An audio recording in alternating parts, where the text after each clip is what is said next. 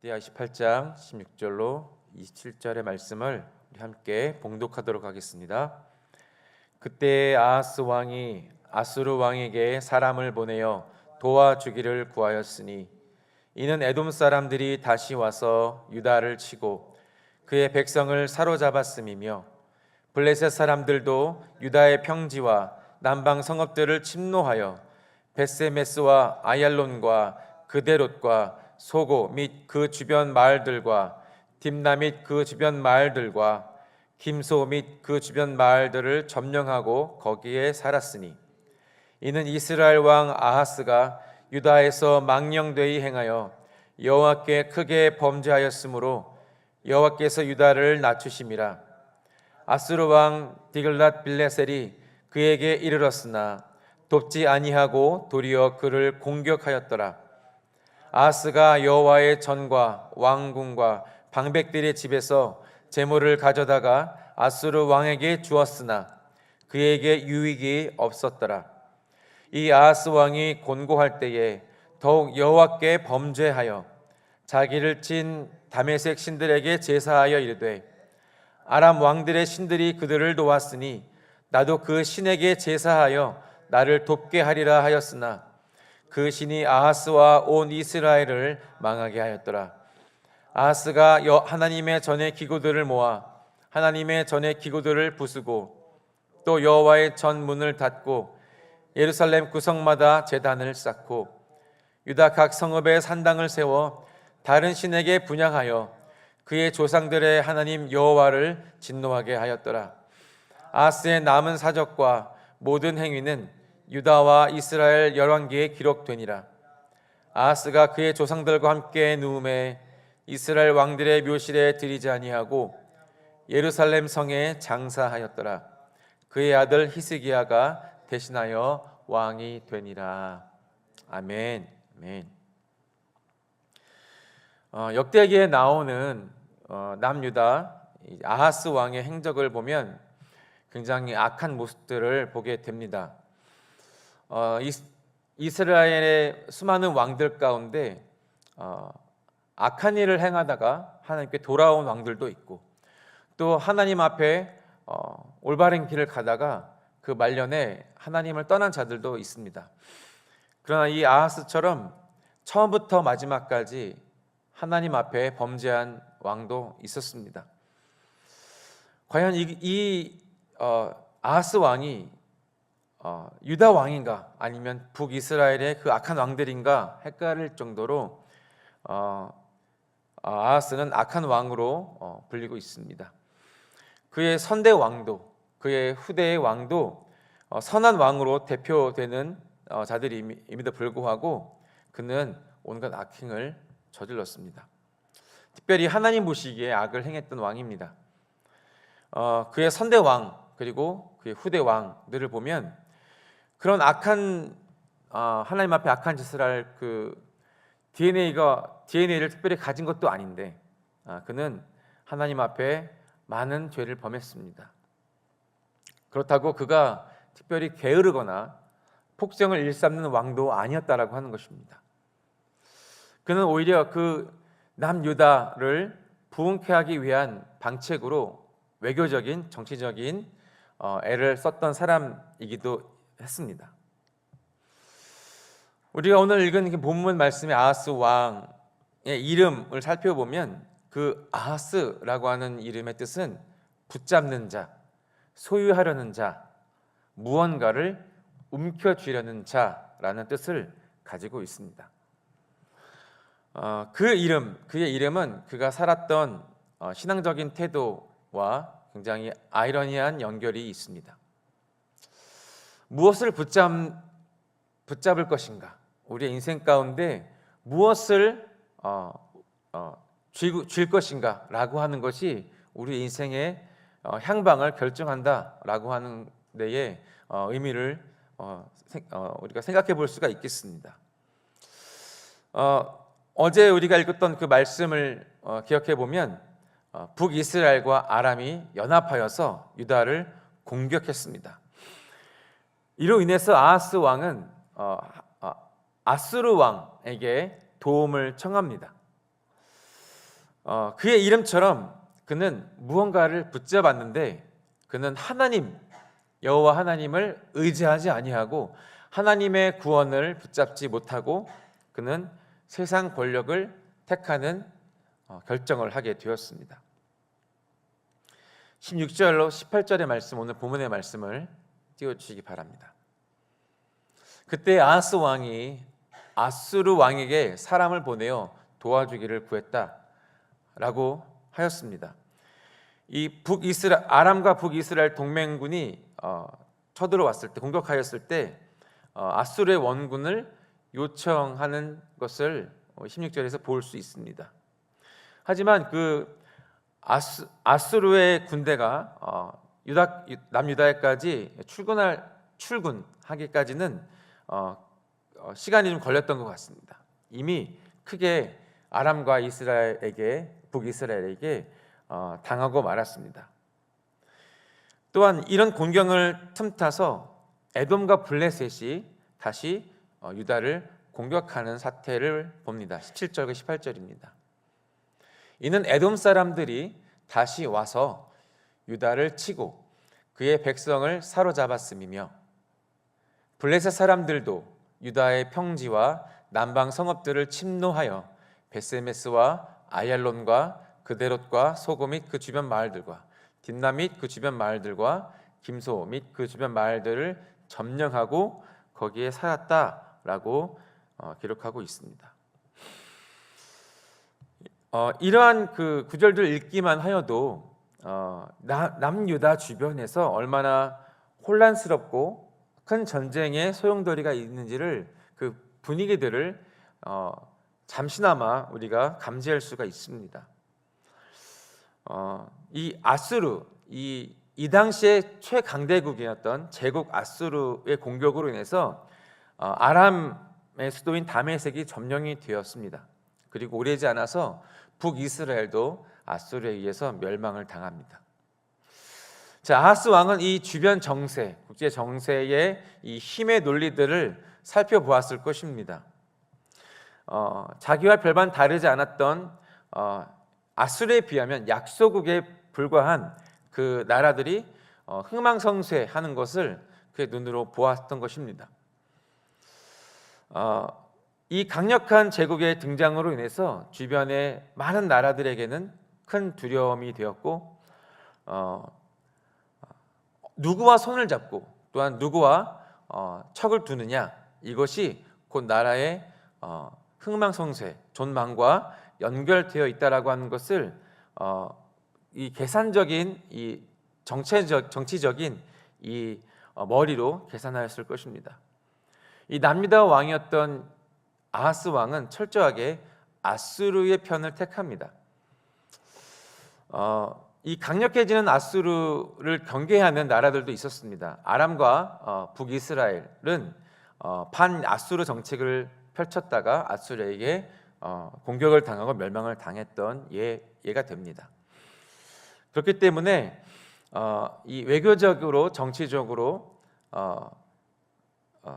이 아하스는 시대적인 흐름을 어쩌면 잘 파악하는 그런 눈을 가졌는지도 모르겠습니다.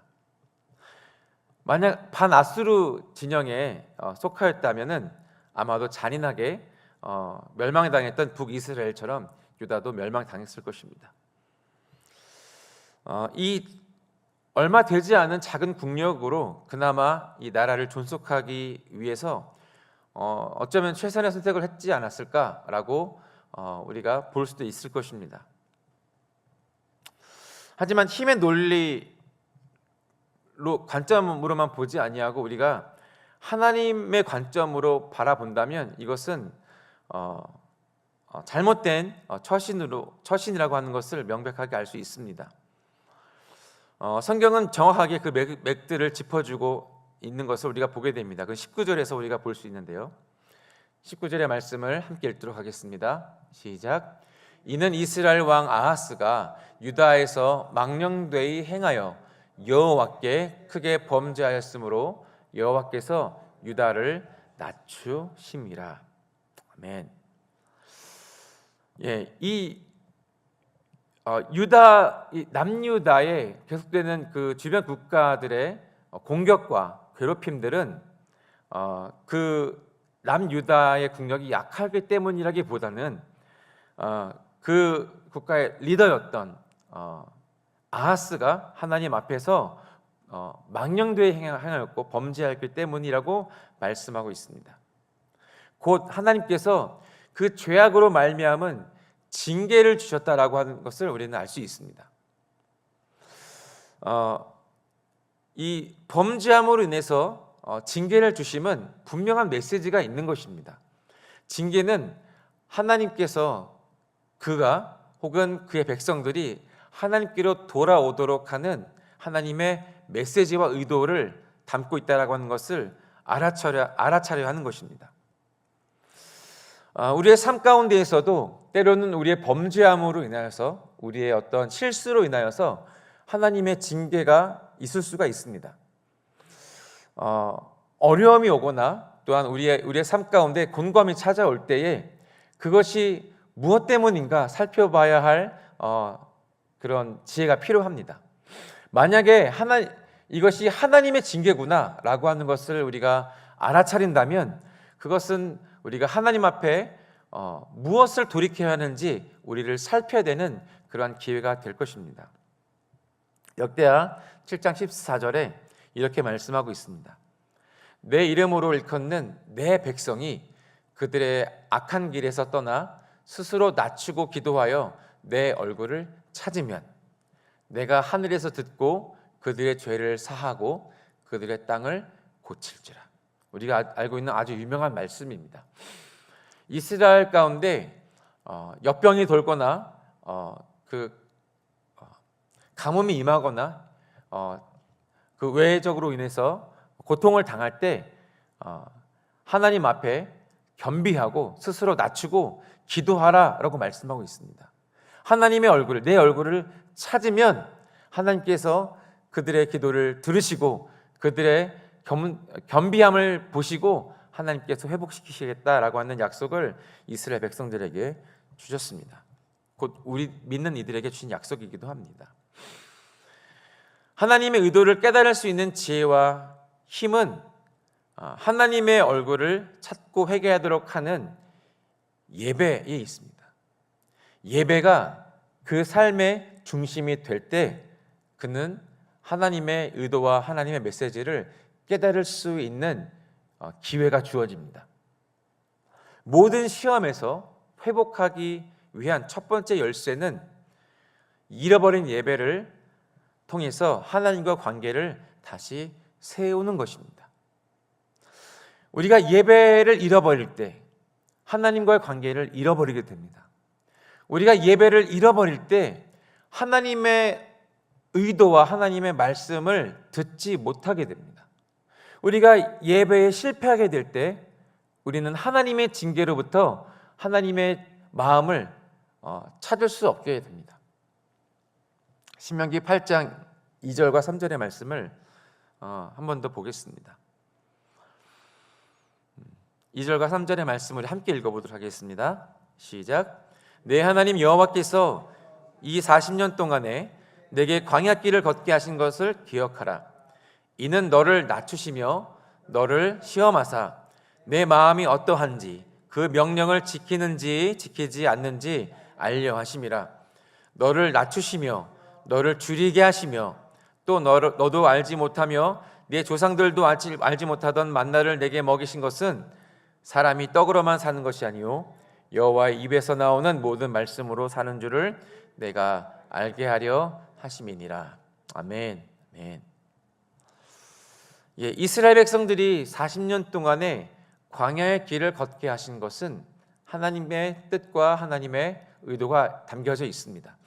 우리가 아는 바와 같이 이집트에서 세상에 종살이하는 이집트에 종살이하던 이스라엘 백성들을 출애굽하게 하시고 광야길을 걷게 하신 것은 하나님과의 잃어버린 관계를 회복해 하시는 하나님의 뜻이 담겨져 있습니다.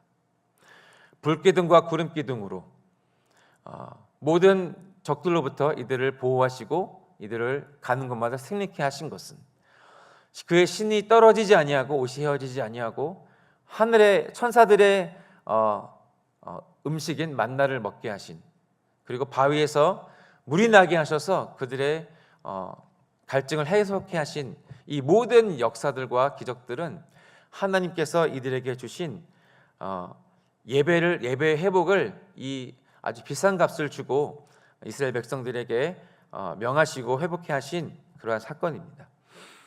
하나님께서 이들을 낮추시고 때로는 줄이게 하시고 또한 이들에게 고난을 주신 것은 하나님의 말씀, 하나님의 얼굴, 하나님의 뜻대로 살게 하기 위한 하나님의 학교였다는 것을 이스라엘 백성들에게 말씀하고 계십니다. 호세아서 6장 1, 2, 3절 또 함께 보도록 하겠습니다. 이건 제가 읽겠습니다. 오라, 우리가 여호와께 돌아가자. 여호와께서 우리를 찢으셨으나 도로 낫게 하실 것이요 우리를 치셨으나 싸매어 주실 것임이라. 2절입니다. 여호와께서 이틀 후에 우리를 살리시며 셋째 날에 우리를 일으키시리니 우리가 그의 앞에서 살리라. 그러므로 우리가 여호와를 알자. 힘써 여호와를 알자. 그의 나타나심은 새벽빛같이 어김없나니 비와 같이 땅을 적시는 늦은 비와 같이 우리에게 임하시리라 하니라. 아멘. 하나님께서는 그의 백성들을 향해서 그들을 때로는 찢으시기도 하시고 그들을 치기도 하시지만, 그러나 그렇게 하나님께서 이것을 허락하시는 것은 그들을 회복해 하시기 위하심이며 또한 그들을 다시 싸매어 주시기 위함입니다. 그들을 향해서 하나님께서 빛을 비추시고 또한 늦은 비와 같이 그들에게 생명과 풍성함을 주시기 위함입니다. 아수르에 의존하는 것이 그들에게 영적인 또 실질적인 도움이 되지 않는다라고 하는 것을 하나님께서는 철저하게 가르쳐 주십니다. 도움이 되지 않은 정도가 아니라 오히려 그들이 의지했던 아수르, 세상을 의미하는 아수르를 의지할 때 오히려 남유다는 더욱더 힘들어진 상황을 만나게 됩니다. 사람을 의지하고 귀인을 의지하고 권력에 의지하는, 실력에 의지하는 것이 얼마나 부질없는가를 보여줍니다. 아수르도 남유다를 사랑하거나 보호하기 위해서 돕는 것이 아닙니다. 그저 자신들의 이익이 되기 때문에 원군에 요청한 것뿐입니다. 권력과 힘은 철저히 자기 중심적입니다. 그리고 자기의 주변을 이용할 뿐입니다. 남유다의 원군 요청에 응한 것은 아람과 북이스라엘을 공격하기에 좋은 명분이 되었기 때문입니다. 20절과 21절의 말씀, 본문의 말씀 보여주십시오. 본문 아수르 왕 디글랏 빌레셀이 그에게 이르렀으나, 아하스에게 아하스와 이 아수르 왕이 대면하였으나 그러나 그를 돕지 아니합니다. 돕지 아니하고 도리어 그를 공격하였더라. 아하스가 여호와의 전과 왕궁과 방백들의 집에서 재물을 가져다가 아수르 왕에게 주었으나 그에게 유익이 없었더라. 21절의 말씀 제가 읽었습니다. 도움을 청하였으나 도움을 구하였으나 자신들을 구원할 구원자로 여겼으나 도리어 그들에게 공격을 당했습니다. 그래서 아하스가 선택한 것은 더 많은 재물을 여호와의 전에서, 왕궁에서, 그리고 유력한 자들의 집에서 재물을 가져다가 왕에게 다시 조공을 바쳤지만 아무런 이득이 없었습니다. 이로 인해서 아하스는 마음이 더욱 공고해졌습니다. 그의 마음은 여러 가지로 더 힘든 상황으로 치닫게 됩니다. 하나님께서 곤고한 마음을 주실 때가 있습니다. 이 곤고한 마음이라고 하는 것은 이 매우 비좁고 꽉 조여 있는 상태를 의미하는 단어를 사용합니다. 압박을 당하고 답답한 마음이 생기고 괴로운 마음이 드는 것을 이 공고하다라고 하는 단어로 표현했습니다. 마음이 급해지고 무엇이라도 해야 된다라고 하는 그런 쫓기는 마음이 들기도 합니다. 이러한 곤고한 마음이 때로는 우리에게 들 때가 있습니다. 때로는 상황적인 어려움으로 인해서 이러한 마음이 자연스럽게 생기기도 하지만 하나님께서 이러한 곤고한 마음을 주실 때도 있습니다. 아하스에게는 하나님께서 이러한 곤고한 마음을 주셨습니다. 여러 가지 상황 속에서 아하스가 원하는 방향으로 모든 그 계획들이 되어지지 않도록 하나님께서 사방을 막으셨어요. 이럴 때 아하스가 하나님 앞에 자신의 마음을 낮추고 이 곤고한 마음을 하나님 앞에 올려드렸다면 얼마나 좋았을까요? 그러나 보통 이러한 이 조급하고 두렵고 답답함이 생길 때 보통 악수를 두기 마련입니다. 좋은 선택을 해야 되는 그러한 상황이었지만 그렇지 못했습니다. 오히려 하나님께 나아가지 아니하고 오히려 하나님께 범죄하는 길로 나아갔습니다. 우상들을 섬기고 백성들에게 산당을 세워서 백성들에게 하나님 앞에 나갈 수 없도록 우상의 길로 나아가는 선택을 하게 됩니다. 참 이상합니다. 하나님께서 그런 마음들을 주셔서 하나님께로 나아오도록 기회를 주시는 것을 알아채지 못합니다. 오히려 마음이 완악해져서 오히려 그의 고개가 더욱더 빳빳해지고 강팍해져서 하나님을 떠나고 죄를 범하는 길로 들어서게 됩니다. 우리도 마찬가지라고 생각합니다. 우리가 어려울 때, 우리가 더욱더 힘들어져 가는 상황에 맞닥뜨릴 때 하나님 앞에 기도하며 나아가야만 하는 그런 상황들을 알면서도 하나님 앞에 나아가지 않는 마음이 생기기도 합니다. 더 기도하고 더 금식하고 매달려야 하지만 우리가 그 길로 나아가기보다는 오히려 나를 도와줄 사람이 없나, 나를 도울 귀인이 없나 두리번거릴 때가 얼마나 많은지 모르겠습니다.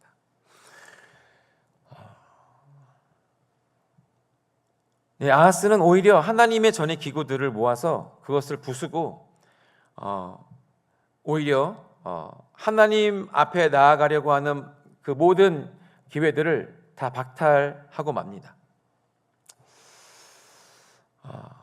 이러한 선택을 할 수밖에 없는 한 가지 이유는 그의 마음이 완악한 것도 맞지만 그리고 그가 정치적인 눈을 가지고 이 세태에 빠르게 적응하려고 하는 그의 세상적인 마음이 있는 것도 맞지만 하나님께서 주신 기회를 놓치고 말았던 중요한 이유는 그가 하나님 앞에 예배를 잃어버렸기 때문입니다.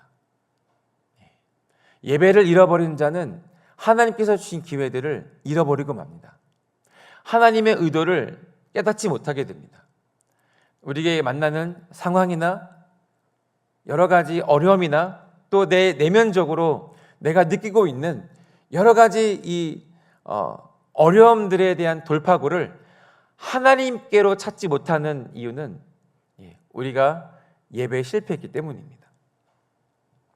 하나님의 징계를 하나님의 메시지로 받아들이지 못하고 오히려 하나님을 떠나는 그러한 기회를 삼는 완악함, 돌이키기 원하시는 하나님 아버지의 마음을 읽어내려가지 못하는 그러한 곤고하고 치욕스러운 인생을 살다간 인생이 바로 이 아하스 왕이라고 하는 것을 우리에게 보여줍니다.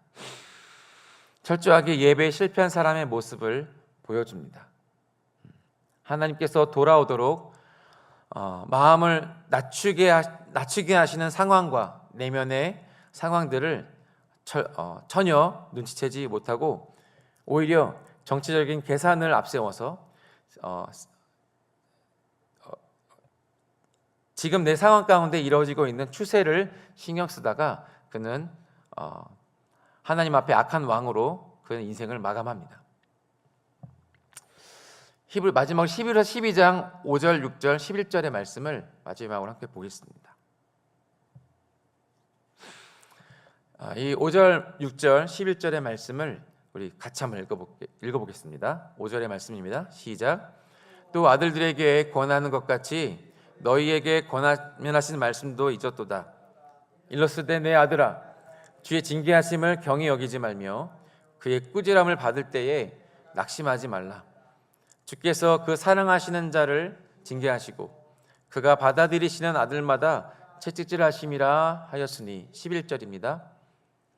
무릇 징계가 당시에는 즐거워 보이지 않아 슬퍼 보이나 후에 그로 말미암아 연단받은 자들은 의와 평강의 열매를 맺느니라. 아멘. 히브리서 12장의 말씀 우리가 읽었던 이 말씀의 주제는 징계입니다. 우리가 읽었던 것처럼 징계를 우리가 당할 수 있습니다. 아니, 우리가 징계를 만나는 것은 오히려 복이 될 수 있습니다. 왜냐하면 하나님께서는 우리 아버지가 되셔서 사랑하는 아들마다 징계하시기 때문입니다. 오히려 우리의 삶 가운데 하나님의 징계가 없다라고 하는 것은 오히려 불행일 수 있습니다. 하나님께서 우리를 하나님의 아들로 보지 않으신다라고 하는 의심을 해봐도 여러분 괜찮습니다. 우리에게 징계가 있는 것은 하나님의 아버지의 마음을 하나님께서 내어 보이시는 기회입니다. 저에게도 두 자녀가 있습니다. 이 두 자녀가 굉장히 다른 기질을 가지고 있는데요. 이 자녀가 항상 이제 부모의 칭찬을 받지는 않습니다. 오히려 어릴 때에는 이제 그 행동이나 말이나 태도에 이제 훈계를 받고 또 이 말씀처럼 징계가 이제 아이들에게 내려집니다. 근데 징계를 받는 그 훈육을 받는 아이의 반응이 두 아이가 참 다릅니다. 한 아이는 이제 훈육을 하면 그 마음이 팽 토라져서 자기 방으로 들어가고 문을 닫아버립니다. 그리고 그의 마음이 풀릴 때까지 나오지 않아요. 근데 한 아이는 훈육을 하면 훈육을 받는 즉시 눈물을 보이고 모든 슬픔을 다 표현하지만 바로 품에 달려옵니다. 지체하지 않고 달려와요. 물론 두 아이를 제가 동일하게 똑같이 사랑하지만 아버지로서, 부모로서 자녀를 향한 그 자녀의 태도와 자녀의 마음을 헤아릴 때 누구의 마음을 더 헤아리고 또 그를 받아내는 데 있어서 제 아비의 마음으로서 기쁠까요? 아비의 마음으로서는 훈계를 받아도 때로는 혹독한 그러한 징계를 받아도 아빠를 향해서 부모를 향해서 두 팔을 벌리고 달려오는 자녀에게 그 마음이 녹아지지 않을 수가 없습니다. 맛있는 것을 줘도 그 아이에게 먼저 주게 되어 있습니다. 저는 그 자녀를 향한 이 부모의 마음이 하나님 아버지의 마음이라고 생각합니다. 다르지 않습니다. 우리의 삶 가운데 우리가 살아가면서 믿음을 떠날 때 하나님의 말씀에 불순종할 때 때로는 하나님을 의지하기보다는 내가 더 의지하고자 하는 하나님이 아닌 다른 것들을 선택할 때 때로는 실수로 넘어질 때 하나님께서는 교훈을 주시기 위해서 하나님 아버지의 그 자녀를 향한 크고 위대하신 하나님 아버지의 사랑을 보여주기 위해서 때로는 징계를 택하실 때가 있습니다. 우리가 그 하나님의 징계를 받을 때, 연단을 받을 때 우리가 하나님을 향한 태도를 우리는 선택할 수 있습니다.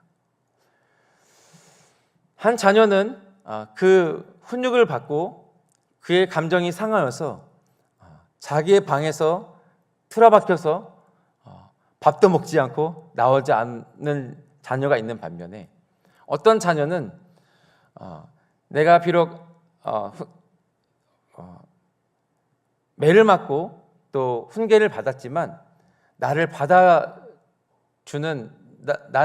아버지의 사랑이 있다라고 하는 것을 그가 알고 아비의 품으로 달려 나오는 그 자녀의 태도를 보았을 때, 우리의 믿음의 사람들, 특별히 하나님을 사랑하는 자들의 태도가 어때야 되는지 저는 교훈을 받습니다. 물론 저는 첫째가 사실 그 감정으로 인해서 조금 이렇게 텀이 있지만 전 첫째도 너무 사랑합니다. 그러나 우리가 믿음 생활에서, 우리의 인생 가운데서 이 히브리서에서 말씀하는 것처럼 꾸지람을 받고 권면을 받고 징계를 받을 때 낙심하지 말아야 할 것입니다. 그것이 그런 상황들을 통해서 하나님께서 메시지를 주시는구나. 나와 하나님과 관계 속에서 잃어버린 것이 있구나. 하나님의 마음을 내가 찾아가야 되겠구나 라고 하는 겸손하고 낮은 우리의 마음을 낮추는 그러한 우리의 믿음이 필요할 때라고 생각합니다. 우리에게 있는 진정한 믿음을 하나님 앞에서 확인하고 하나님 앞에 드릴 수 있는 기회를 삼는 것이 우리에게 필요하다고 저는 믿습니다. 무릇 징계가 당시에는 즐겁지 않습니다. 그것이 슬픕니다. 고통스럽습니다. 하지만 이로 말미암아 연단을 받으면 하나님께서는 의와 평강의 열매를 주신다라고 말씀하고 있는 것을 기억했으면 좋겠습니다.